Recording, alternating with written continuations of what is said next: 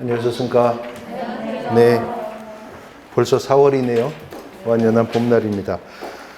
중개사무소 운영과 관련해 지난주 사무소와 관련된 부분들 쭉 공부하셨고, 오늘 이제 132페이지에 보시면 기본서 132페이지에 보시면 인장 등록이라고 하는 단어 나오죠? 예, 거기부터 살펴보도록 하겠습니다. 공인중개사법이 16조를 통해서 인장 등록 의무에 대해서 규정을 두고 있습니다. 인장의 등록, 제목만 봐도 뭐 해야 되는지 대충 알 수 있죠? 중개행위에 사용해야 될 도장을 등록해야 된다라고 하는 것인데, 공인중개사법은 하나하나 개별적인 조문의 문장의 주어를 유의하셔야 된다고 그랬었어요.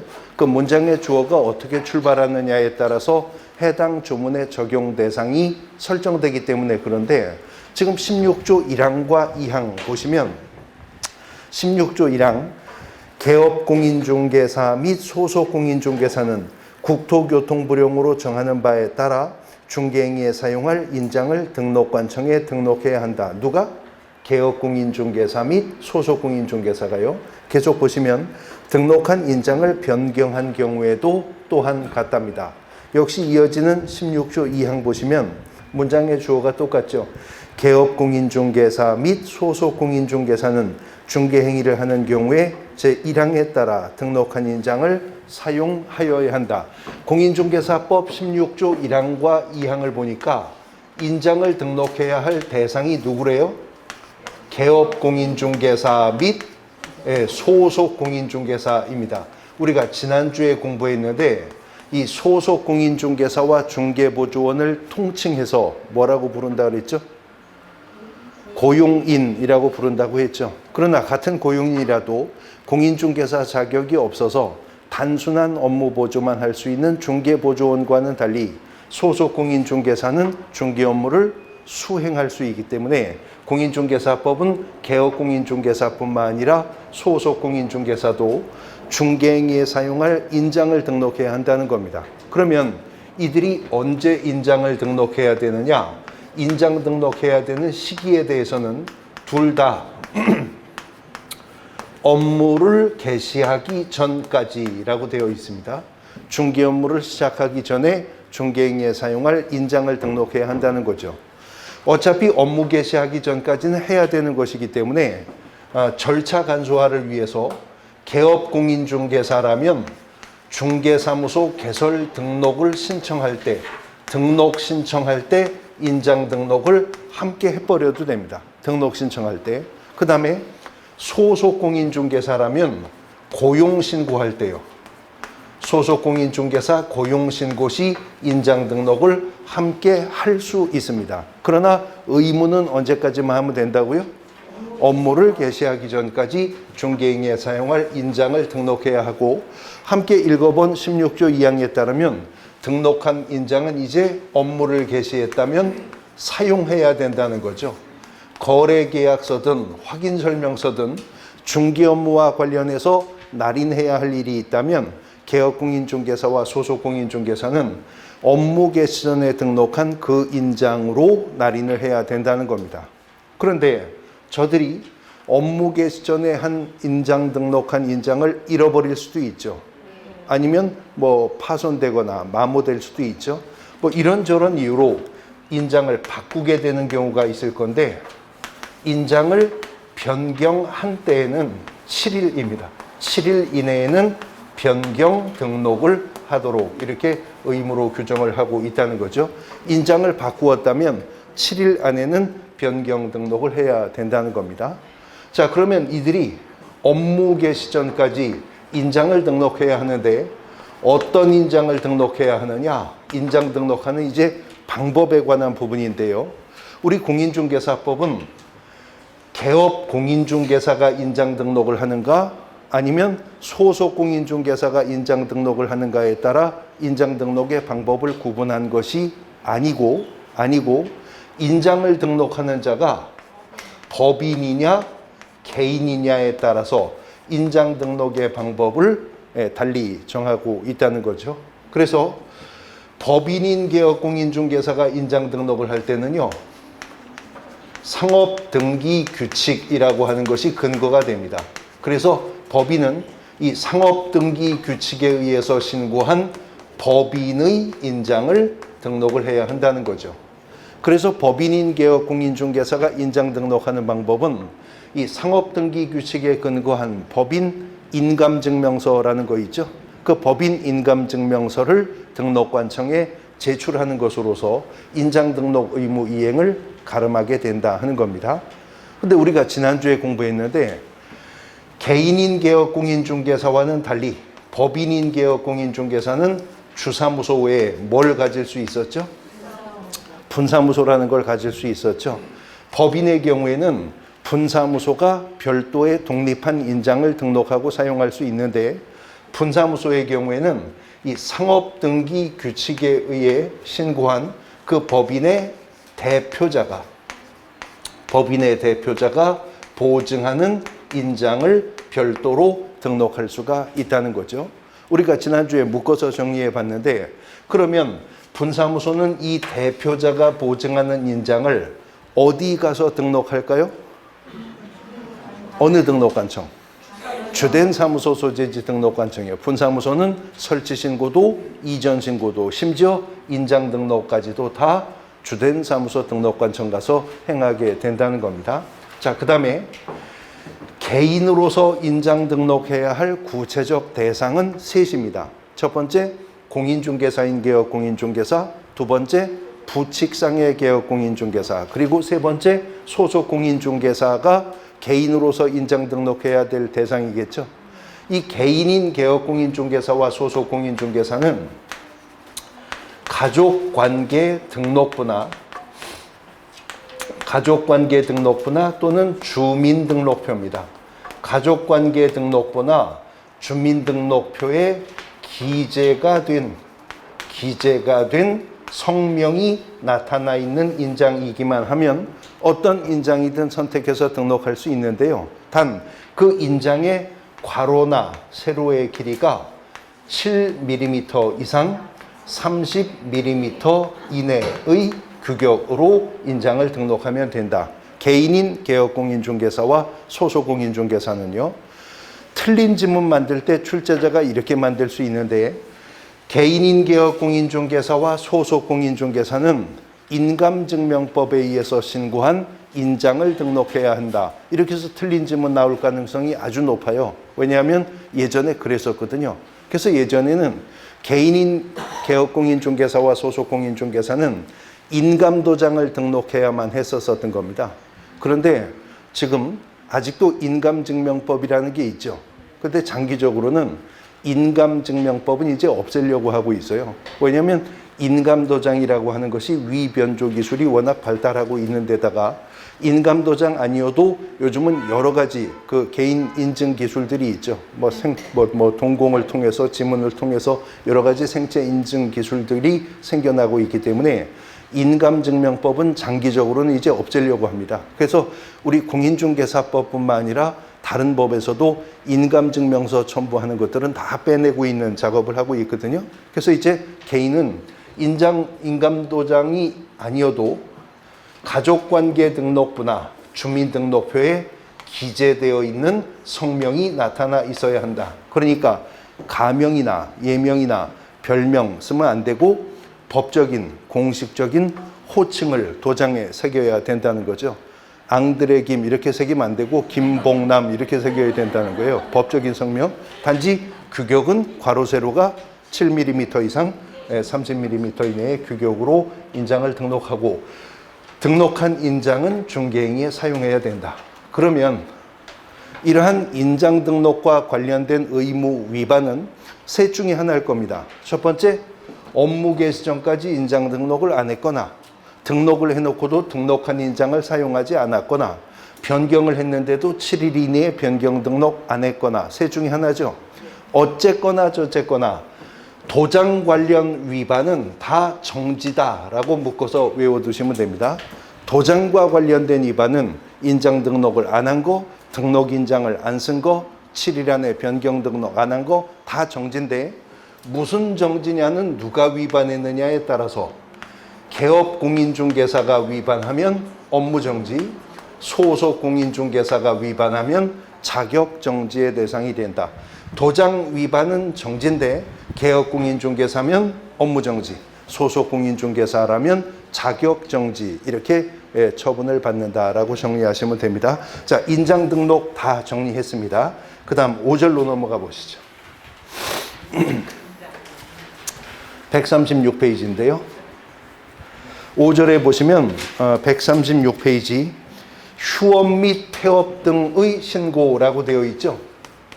휴업 및 폐업 등의 신고인데 휴업 및 폐업 등의 신고라는 거 보니까 휴업 신고 말고 폐업 신고 말고 무엇도 신고해야 되는 게 있으니까 거기 등자를 붙였을 거 아니에요?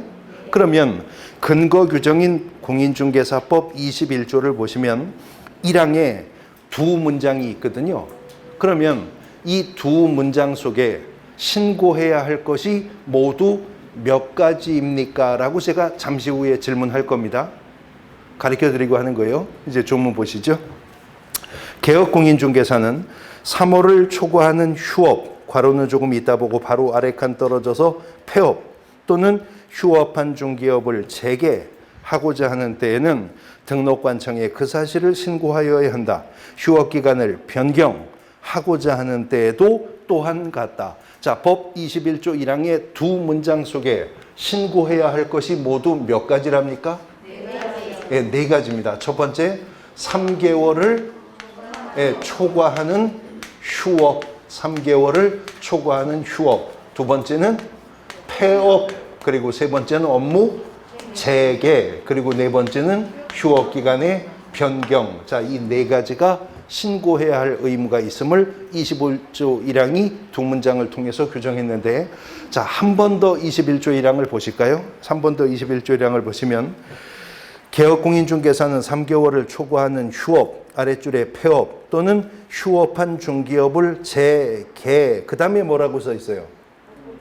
하고자 하는 때에는 등록관청에 그 사실을 신고하여야 한다. 휴업기간을 변경, 또 뭐라고 써 있죠? 하고자 하는 때에도 또한 같다. 두 문장에 똑같은 표현이 두 번 나옵니다. 하고자 하는 때에는, 하고자 하는 때에도 라고 하는 표현이에요. 휴업신고, 폐업신고, 재개신고, 변경신고는 결국 어떻게 해야 된다? 사전 신고해야 된다.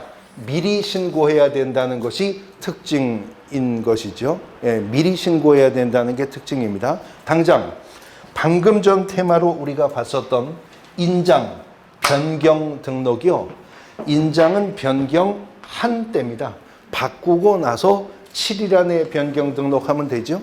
또 지난주에 배우셨는데 중개사무소 이전 신고요. 이전하고 나서 이전한 날로부터 10일 이내에 이전 신고하면 됩니다. 또 지난주에 공부하셨는데 고용인의 고용신고, 고용하고 나서 그 고용인이 업무 개시하기 전까지 고용신고하면 된다고 배우셨어요. 또 고용관계 종료신고, 고용관계가 종료되고 나서 종료일로부터 10일 이내에 고용관계 종료신고하면 되는 것이었었죠. 지금까지는 다 사후 신고였었습니다. 근데 휴업신고, 폐업신고, 재개신고, 변경신고는 다 미리 신고, 사전에 신고해야 된다라고 하는 특징을 가지고 있다는 거죠. 그러면 개업공인중개사가 일정 기간 휴업하고자 한다면 반드시 휴업신고부터 먼저 해야 되는 거예요? 그건 아니고 3개월을 초과하는 휴업을 하고자 할 때 그러라고 하잖아요. 그러면 한두 달 정도 쉬겠다면 신고 없이 자유롭게 휴업할 수도 있다는 거죠. 3달은요. 더도 말고 덜도 말고 딱 3달만 쉴 예정입니다. 휴업 신고해야 됩니까? 안 해도 되죠. 왜냐하면 3개월을 어떻게? 초과하는 휴업을 하고자 할 때 미리 신고해야 된다 했기 때문에 3개월 예정으로 한 휴업이었었다 하더라도 그때는 신고하지 않아도 됩니다. 그러나 휴업 기간이 3달을 넘어갈 경과할 예정이라면 미리 휴업 신고를 하여야 한다라고 하는 거죠. 4가지 다 사전 신고해야 되는데 공인중개사법 시행규칙 별지서식에 신고서 양식도 공통된 서식을 씁니다. 그 신고서에 휴업 신고할 건지 폐업 신고할 건지 해당 부분 체크해서 신고하는 거거든요. 단 3월을 초과하는 휴업이나 폐업을 신고하고자 하는 자는 신고서에다가 등록증을 첨부해야 돼요. 중개사무소 개설 등록증을 첨부해야 됩니다. 다시 말해 휴업 신고할 때, 폐업 신고할 때는 등록관청에 등록증을 반납해야 된다 그 말입니다. 원래 평상시 등록증은 어디에 있죠? 배우셨는데 중개사무소 안에 보기 쉬운 곳에 게시가 되어 있어야 되는 거죠. 근데 개업공인중개사가 휴업 신고할 때, 폐업 신고할 때는 그 등록증을 등록관청에 반납을 해야 된답니다. 자, 그러면 개업공인중개사가 3월을 초과하여 휴업하고자 해서 이미 휴업 신고했다면 신고한 휴업 기간 동안 등록증은 어디가 있죠?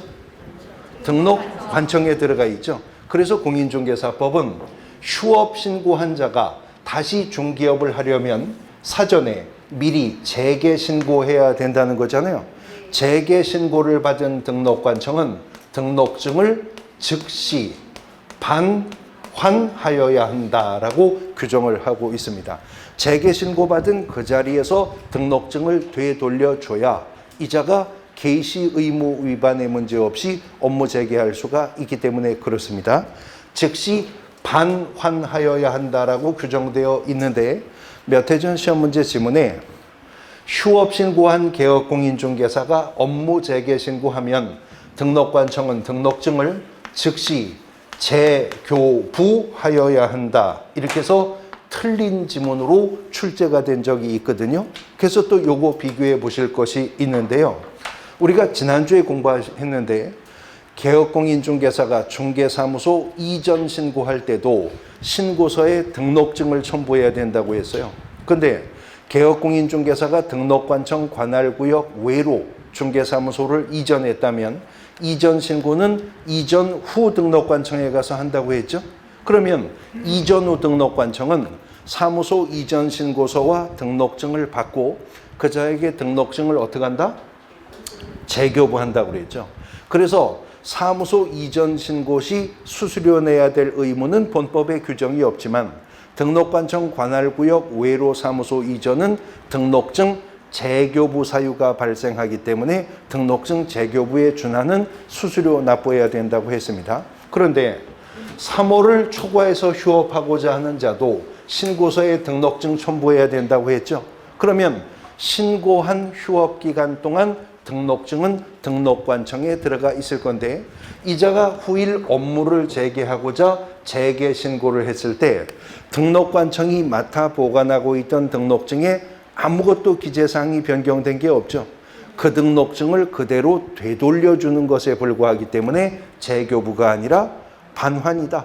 재교부가 아니라 반환에 불과하기 때문에 휴업신고 시뿐만 아니라 재개신고 시에도 행정 수수료 납부할 의무는 발생하지 않는다는 겁니다. 이미 3월을 초과해서 휴업하고자 했다면 미리 휴업신고했어야 됩니다.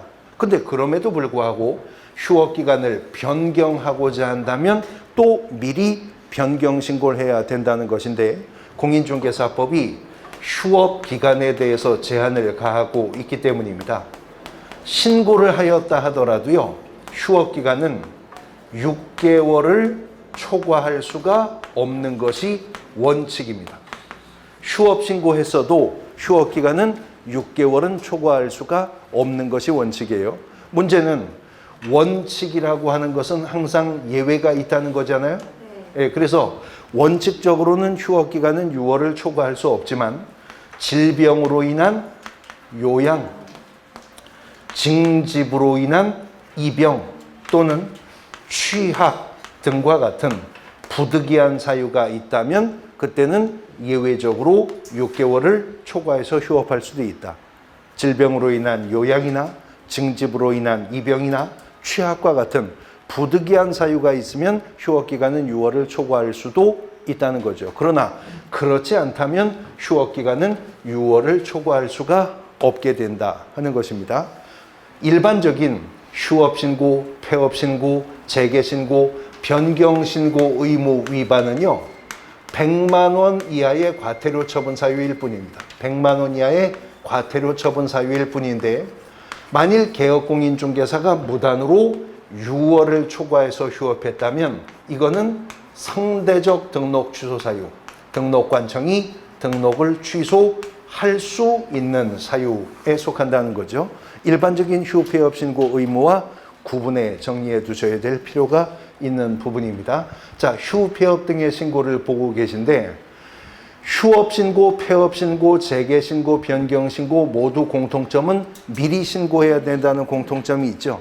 근데 이 중에서요, 재개 신고와 변경 신고는요, 전자문서에 의한 신고의 방법을 포함한답니다. 다시 말해 인터넷 신고할 수 있다는 거죠. 재개나 변경 신고는. 그러나 휴업 신고나 폐업 신고는 전자문서에 의한 신고의 방법을 제외합니다. 방문 신고해야만 됩니다. 왜요? 신고서에 등록증을 첨부해서 등록증 반납하는 절차가 있어야 되니까 휴폐업 신고는 전자문서로 신고할 수 없지만 재개와 변경 신고는 본법 규정이 전자문서에 의한 신고를 할 수 있도록 규정하고 있다라고 하는 것입니다. 자, 휴폐업 신고와 관련해서 살펴보고 있는데 개업 공인중개사는요, 공인중개사법의 관점에서는 중개사무소 개설 등록을 한 자죠. 그런데 개업 공인중개사는 공인중개사법상으로는 중개사무소 개설 등록을 했지만 개업 공인중개사들은 대부분 또 부가가치세법상 사업자 등록 신청을 한 자들이죠. 관할 세무서에 가서 사업자 등록을 했다고요. 근데 사업자 등록자도요, 부가가치세법상 휴업신고, 폐업신고 해야 되거든요. 근데 개업공인중개사가 휴업하거나 폐업하고자 할 때 세무서 가서 휴업신고하고 구청 가서 또 휴업신고하고 이게 번잡스럽다는 겁니다. 그래서 작년 개정을 통해서 절차 간소화를 위해서 도입한 제도가 페이지 넘어가서요, 140페이지 보시면 개념 플러스라고 하는 부분 볼까요? 140페이지 개념 플러스에 보시면 제가 붉은색으로 인쇄해 집어넣은 부분이 있는데요. 1번 보시면 신고하려는 개업공인중개사가 부가가치세법에 따르는 휴폐업 신고를 같이 하려는 경우에는 공인중개사법에 따르는 휴폐업 재개 휴업기간 변경 신고서에 부가가치세법에 따르는 신고서를 함께 제출해야 된다. 2번, 이 경우에 등록관청은 함께 제출받은 부가가치세법에 따르는 신고서를 지체 없이 관할 세무관서장에게 송부해야 한다. 관할 세무서장이 부가가치세법에 따라 신고를 받아 해당 등록관청에 송부한 경우에는 공인중개사 법령에 따르는 신고서가 제출된 것으로 본다. 그러니까 개업공인중개사가 등록관청에 가서 휴업신고, 폐업신고를 하면서 공인중개사법상의 요 휴폐업신고서 말고요, 부가가치세법상의 사업자 등록자의 휴폐업신고서를 등록관청에 같이 제출할 수 있다는 거죠. 그러면 제출받은 시장군수구청장 등록관청이 이를 관할 세무서장에게 송부해주면 개업공인중개사가 별도로 세무서 가서 부가가치세법상의 휴폐업 신고를 하지 않아도 되는 내용이 또 도입되었다 하는 겁니다. 자, 휴폐업 신고에 대해서 살펴보셨는데 우리 공인중개사법이요, 개업공인중개사가 인장 등록 언제까지 해야 된다 그랬죠? 업무를 개시하기 전까지 하라고 그랬어요. 그 다음에 개업공인중개사가 또 업무를 개시하기 전에는 손해배상 책임을 보장하는 업무보증도 설정해야 된다는 말도 들으셨죠? 그런데요, 정작 공인중개사법이 그러면 업무를 언제까지 개시해야 되는데 직접적인 규정이 없습니다. 업무 개시 전에 인장 등록하라고 하고 개업공인중개사라면 업무 개시 전 손해배상 책임을 보장하는 업무보증 설정하라는데 정작 업무 개시를 언제까지 하라는 직접적 규정은 없어요. 그런데 공인중개사법 21조를 한 번 더 보십니다. 페이지 앞으로 가서 공인중개사법 21조 136페이지요. 21조 1항을 보시면 136페이지 21조 1항을 보시면 개업공인중개사는 3월을 초과하는 휴업 그러면서 조문이 괄호 열리죠. 이제 그 괄호 안을 들여다보시면 중개사무소에 개설 등록 후 업무를 개시하지 아니하는 경우를 포함한다. 이하 같다라는 말까지 있어요. 자, 중개사무소 개설 등록 후 업무를 개시하지 않는 경우를 포함한다. 그러면 등록관청으로부터 개설 등록 통지를 받았는데 등록 통지 받고도 3달이 지났음에도 아직도 업무를 개시하고 있지 않다면 이자는 휴업 신고를 위반한 자로 보겠다는 거죠. 그러면 100만 원 이하의 과태료 처분 사유에 속하게 될 겁니다. 그런데 지금 괄호 안에 이하 같다라는 말이 있었죠. 그러면 등록을 받은 지 반년이 지났는데도 아직도 업무를 시작하고 있지 않다. 그럼 이건 뭐로 보겠다는 거예요? 무단으로 6월을 초과한 휴업 사례가 되는 거죠. 그래서 등록관청에 의해 등록이 취소될 수도 있다는 겁니다. 그러므로 직접적으로 개업공인중개사가 언제까지 업무 개시하라는 규정은 없지만 이 괄호 규정이기 때문에 개업공인중개사가 되었다면 늦어도 언제까지는 업무 시작해야 된다는 거예요? 네, 3달 안에는 업무를 시작해야 된다라고 하는 것입니다. 자, 지금 우리가 인장 등록과 휴폐업 신고에 대해서 살펴보셨는데 휴업 신고, 폐업 신고, 재개 신고, 변경 신고는 개업 공인중개사의 의무죠. 소속 공인중개사, 중개보조원, 휴폐업 신고 의무 없는 겁니다. 그러나 인장을 등록해야 될 의무는 개업 공인중개사뿐만 아니라 소속 공인중개사도 인장 등록 의무가 있어요. 근데 인장 등록 의무가 공인중개사법 몇 조라고요? 16조잖아요. 그럼 그 다음 조는 몇 조겠어요? 이렇게 쉬운 질문. 네? 17조겠죠. 17조가 뭐냐면 배우셨어요 이미. 개시 의무였었습니다. 개시 의무. 개시 의무. 개업공인중개사가 중개사무소 안에 보기 쉬운 곳에 걸어야 할 것, 사무소와 관련된 부분이라 우리가 앞서 등록의 절차에서 봤는데 등록증 원본, 공인중개사 자격증 원본, 요율 및 한도의 표, 보증 설정 증명서류를 중개사무소 안에 보기 쉬운 곳에 게시해야 된다고 했었죠. 근데 게시해야 할 사항에는 소속 공인중개사의 자격증 원본도 포함된다. 기억나시나요? 근데 유의하셔야 될게요. 공인중개사법 16조는 조문이 개업공인중개사 및 소속공인중개사는 이렇게 나가는데요. 이어지는 공인중개사법 17조는 조문이 개업공인중개사는 중개사무소 안에 다음 보기 쉬운 곳에 게시해야 된다. 이렇게 나가고 있습니다. 자, 그러면 지문을 듣고 판단해 보십시오. 소속공인중개사의 자격증 원본도 중개사무소 안에 보기 쉬운 곳에 게시되어야 한다. OX?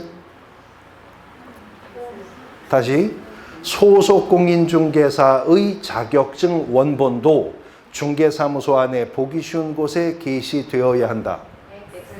옵니다. 소속공인중개사의 자격증 원본도 사무소에 게시되어야 합니다.